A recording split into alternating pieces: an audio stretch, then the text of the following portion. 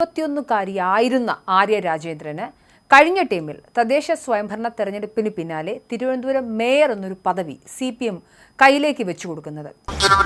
പക്ഷേ 5 വർഷത്തെ മേയർ ഭരണത്തിന് ശേഷം ആര്യയ്ക്ക് കോർപ്പറേഷൻ തെരഞ്ഞെടുപ്പിൽ സീറ്റ് നൽകിയില്ല.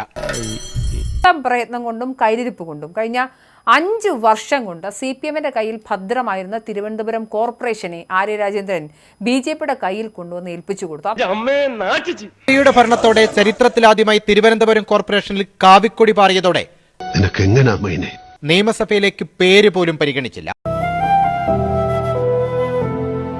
തെരഞ്ഞെടുപ്പ് വന്നിട്ട് പോലും ആര്യയെ പരിഗണിച്ചില്ല എന്നു മാത്രമല്ല, പോകുന്ന നിയമസഭാ തെരഞ്ഞെടുപ്പിലെ പ്രചരണത്തിലോ ആര്യയെ പങ്കെടുപ്പിച്ചില്ല എന്നതാണ് ഏറ്റവും പ്രധാനം.